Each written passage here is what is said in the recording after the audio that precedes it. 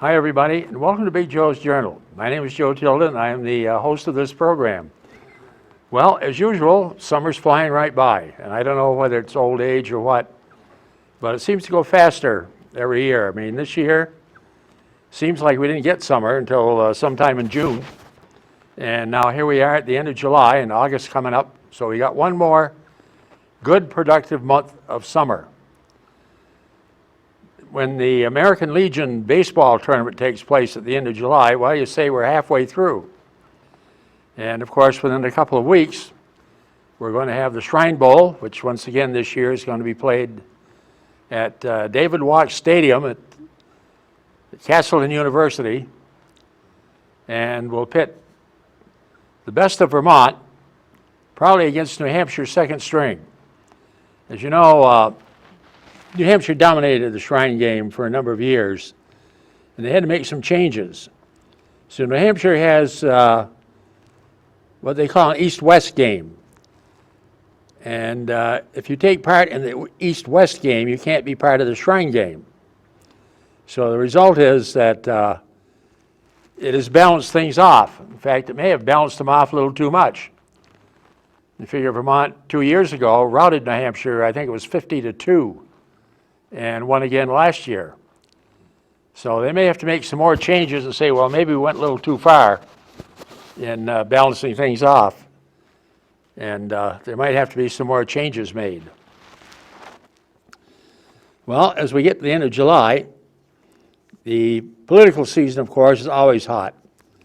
And this week, the July sessions of the Democratic how do I want to say this? The Democratic Presidential Forum will take place on the 30th and the 31st, this time in Detroit. And it'll be carried on CNN. And of course, the big match in the first round, or I won't say the big match, but the two leading candidates on the first round, which will be a Tuesday, July 30th, will be Bernie Sanders and Elizabeth Warren. And on the second night, the top headliner, of course, will be former Vice President Joe Biden and the junior senator from California, Kamala Harris. And I'm not sure who some of the others are going to be. But, excuse me, it's going to be 10 tonight, 10 tomorrow, or 10 Tuesday night, and 10 on Wednesday night. And of course, as we get into September now, the field is going to gradually whittle on down. I thought it might have whittled a little more by now. But one candidate dropped out and another came in. So there's 24 people seeking the Democratic nomination. And after a while, reality is going to have to set in. And if you're only polling in single numbers, say 2-3%, your chances of being the nominee are very, very slim. And so I think probably by the time we get to September, there are going to be a few more dropouts. People are going to say, well, you know, I gave it a shot, but realistically, I don't have a chance. And you'll see the field whittle on down. So this week, that's something you can, turn to CNN and see what the candidates have to say. They call it a debate, but it's not really a debate. The closest they came to a debate last time was when Kamala Harris from California kind of pushed Joe Biden a bit on some of his past record. Well, you know, Joe's been around for a long time, and he's been in Congress for a lot of years, and he does have a record. And some of the things these new people, they've just come along, they can take shots at it. But things were different. Things were different a few years ago. And you probably had to work with some people that you probably wouldn't work with today. In the Senate, if you wanted to get something passed, you had to get as much support as you possibly could. And the result was that in the early days in the Senate, Joe Biden is a senator from Delaware. He had to work with James Eastland and Richard Russell and Strom Thurmond and some of these Southern senators who were very, very anti-civil rights. But it was necessary to get anything pushed through. And if you look at the record, Abraham Lincoln from Illinois came up with the Emancipation Proclamation. And it was the Union Army that forcibly officially ended slavery. It was the 13th Amendment that Lincoln pushed through a Republican Congress. Congress, of course, dominated by senators from the North, that passed the 13th Amendment that prohibited slavery in any form at all, except unless you've committed a crime and it's in servitude to the state to pay your debt to society, so-called. Right after the Civil War, of course, the Union Army occupied the old Confederacy, and many folks who had lived in slavery suddenly found themselves free, but with no money and with very little to live on. But a number of them who were more progressive got into politics. It wasn't until Rutherford B. Hayes ended the Union occupation of the Confederacy, the old Confederacy, that Jim Crow took over, meaning the Ku Klux Klan. General Forrest, who was a general in the Confederate Army, and Nathan Bedard, another general in the Confederate Army, formed the Ku Klux Klan, which was meant to terrorize the newly freed African Americans. And of course, the Ku Klux Klan still exists today. The Ku Klux Klan is very much in favor of the current administration that we have in Washington. David Duke, who is the nominal head of the Ku Klux Klan, of course, was a strong supporter of the current administration. Well, for all those who hope for change, if you have that opportunity, turn to CNN on the 30th, which is a Tuesday, 9 o'clock, 9 to 11, see what the candidates have to say. Granted, they don't have a chance, you know, their time span is very short, and they have to answer certain questions on certain topics. They don't have a free range, is what I'm trying to say. And the same thing on Wednesday night. But, you know, get some idea of the way things are shaping up. Right now, if I were a betting man, I would say the Democratic ticket is going to be the former Vice President Joe Biden, and his running mate will be the junior senator from California, Kamala Harris. So for Miss Harris, you know, she really doesn't want to criticize Joe too deeply because they may be running mates within another year. I think she would be a great running mate. First of all, she's a woman, she's of African American descent, and she speaks Spanish. The three main categories that the Democrats did not have in 2016. Somehow or another, Hillary Clinton wasn't able to bring in the women's vote. A lot of women didn't trust her, didn't like her. Many of the African Americans sat on their hands. After Barack Obama, I think, well, they didn't really buy into Hillary. She came across as too big a phony. And of course, many of Bernie Sanders' supporters likewise sat on their hands and didn't turn out and vote in November of 2016. But in spite of all that, Hillary still won the popular vote. And the incumbent president won the Electoral College vote, but he goes into office, although he doesn't want to admit it, as a minority elected president. Another minority elected president was Rutherford B. Hayes in 1876 and George W. Bush in 2000. Did not have a plurality in the popular vote. They lost the popular vote. But George W. Bush became president because of a decision by the Supreme Court, which was Republican dominated. But all that is ancient history. So, for those of you that may want to kind of get an inkling of what's shaping up and who your potential candidates are and what their chances are of getting rid of the current administration, you know, take time. Tune in CNN and watch this thing tomorrow night. And we'll go from there. Now, once again, of course, the current president has shown that he hasn't got a brain in his head or a place to put one. He not only has used his tweets to criticize 4 young congresswomen, but he's gone after an individual that has been in the House for a number of years, Emmanuel Cummings, who represents the city of Baltimore in the House of Representatives, and he's turned his wrath on Congressman Cummings, who is African American. If any African American supports this idiot in the White House, there's something wrong with him. If any woman supports this character, there's something wrong with her.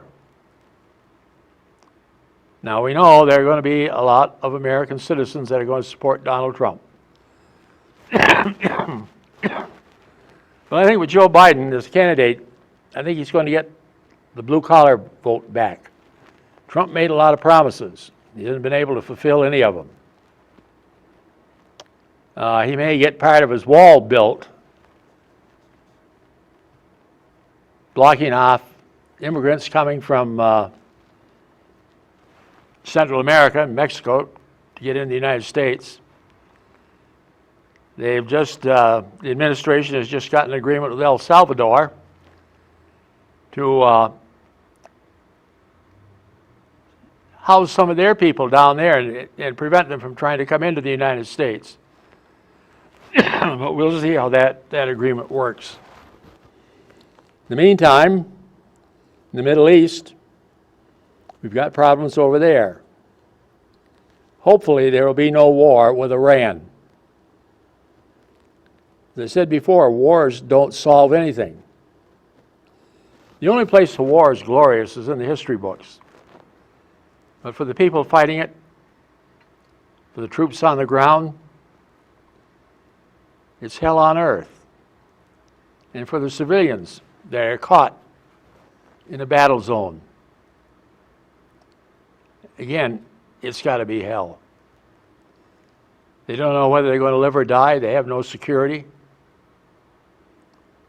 They have to be concerned about their children, whether they're going to survive or not. We have a whole generation of kids that are going to grow up in the Middle East that have known nothing but war. And you have to wonder, what direction are they going to go? They don't have an education. That's been denied them. But they do know war and they do know killing.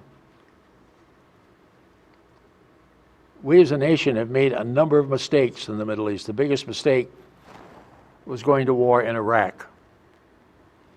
Huge mistake. We should have kept our focus on going after Osama bin Laden. And that would have been in Afghanistan and then pursued him into Pakistan if we had to. And finally brought him to justice. But to go to war in Iraq, there's no need of it. And we have destabilized that whole part of the country. And now, ironically, Iraq is siding with Iran against us. We supposedly went in there and liberated them from a dictator. But as a result of our invasion of Iraq, we had ISIS. And we know the terrors that ISIS brought and is still bringing. Even though officially it has been eliminated, there are still small cells, we call them guerrilla fighters, in different parts of the Middle East. Even some people from the United States whose brains were a little bit twisted went over to join ISIS, much to their regret. In the northern part of Iraq, parts of Iran, and parts of Turkey, we have the Kurds, who are our allies and did the bulk of the fighting in eliminating ISIS. They would like to be a private nation. Unfortunately, a number of Kurds live in Turkey, which is one of our allies in NATO, and our relations with Turkey are extremely strained over that, because we can't sell short the Kurds after the help that they gave us against ISIS.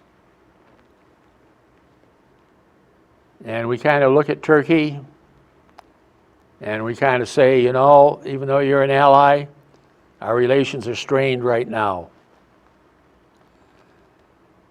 But I think, and a lot of people think, that it's time that we got out of the Middle East. Let them solve their own problems. We've been propping up a government in Afghanistan that is crooked, very, very dishonest. If they don't want to be ruled by the Taliban, then it's up to them, it's up to their army to defeat the Taliban, not up to us. It's time to pack it in and to get out of the Middle East. As far as the Strait of Hormuz, petroleum that is coming through there, right now the United States is producing enough petroleum to take care of all of our needs. We're there because Saudi Arabia needs our protection. And Saudi Arabia, well, we say they're our ally, but look at their history. Look at how they have discriminated against people over the years. If you weren't a Sunni Muslim, your chances of living or going anywhere were actually none. It's just within the past few weeks that women in Saudi Arabia got the right to drive an automobile. Women couldn't come out of the house without a male escort. It had to be a relative. And the crown prince in Saudi Arabia right now, well, he had an American citizen captured and butchered, carved up. Well, he's one of Trumpy's buddies. So what's going to happen to him? Well, as long as we got the present administration in there, nothing. There'll be no accountability or anything else. He has gotten away with murder. No question about that. And the Saudis are continuing to bomb and oppress people over in Yemen.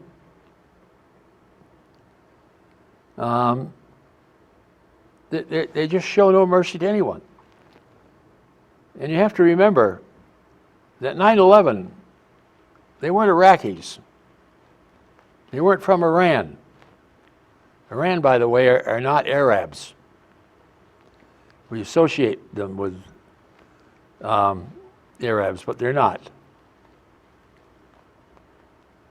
The people that caused 9/11 were from our ally, Saudi Arabia. Saudi money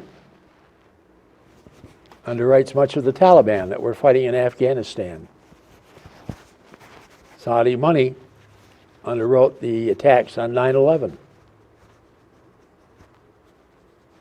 And yet we still call them an ally.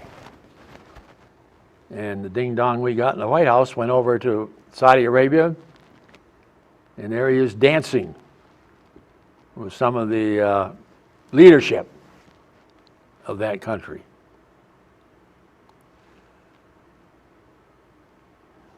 So folks, we're in a tough situation. But I think we've got to take a look at what we are doing, and we've got to correct it.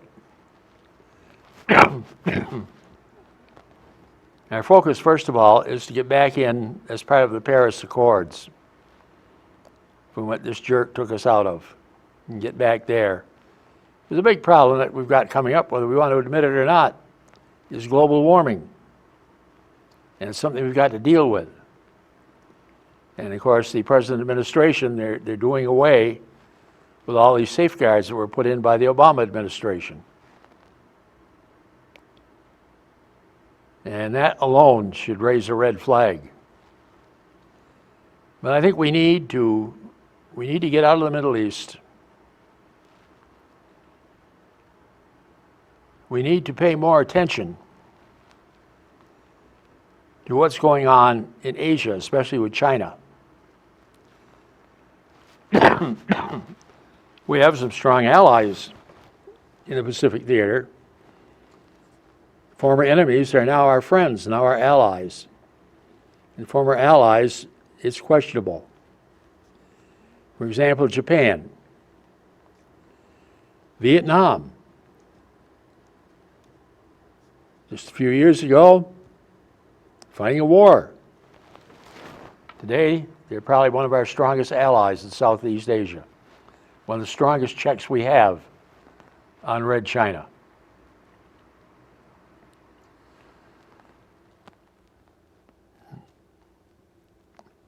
We're looking at some of our troops that are going back to war. 3, 4, 5. Just a short time ago, there was a sergeant lost his life in Afghanistan, was on his 6th deployment. Can you imagine that? One is bad enough, but to have to come home and then go back and wonder if you're going to live through that one, and then back again, and eventually his 6th time over there cost him his life. Only about 2% of the American public serves in the military. And we're being stretched pretty thin around the world, so various commitments that we have made. In the Middle East and Africa, in Europe, in the Pacific theater. And I think we've got to take a look at that, and maybe instead of trying to be the policeman for the world, maybe close in on some of our parameters. We have no vital interest now in the Middle East anymore.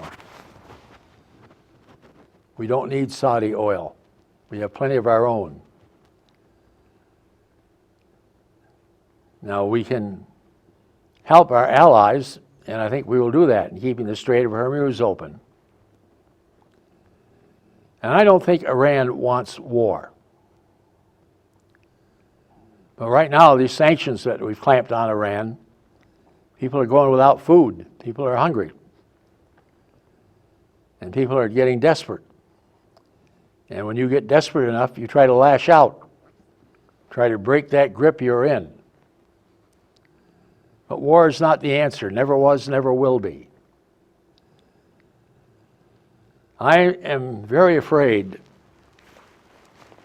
as the presidential campaign gets rolling, and the current administration finds themselves on the short end of the stick, that they may resort to a war with Iran in an effort to focus the country's attention and keep the current administration in power. I would hope not.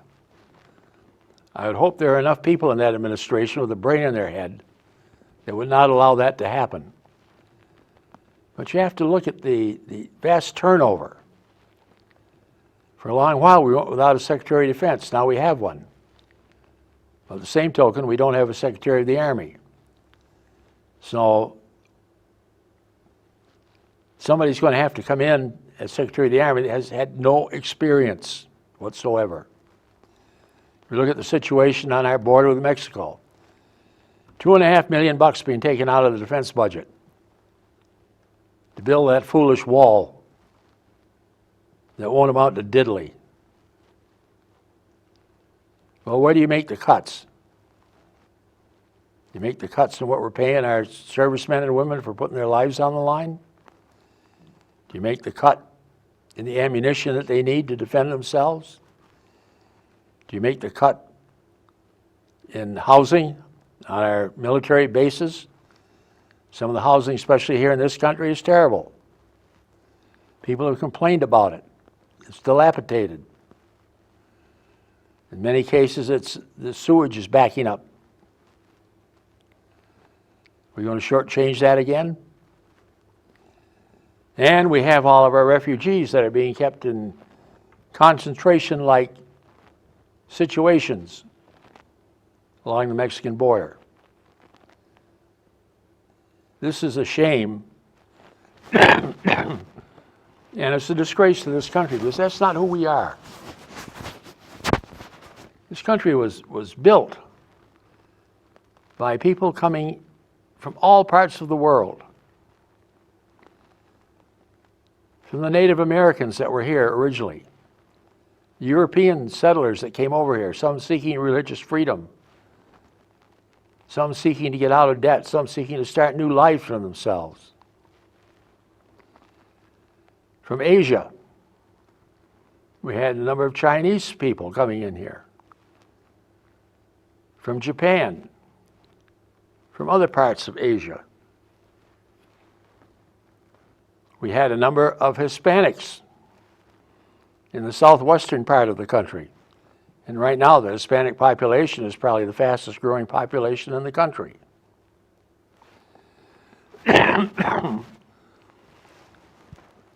We've got to look to our future, or you have to look to the future. I'm a little bit too old for that.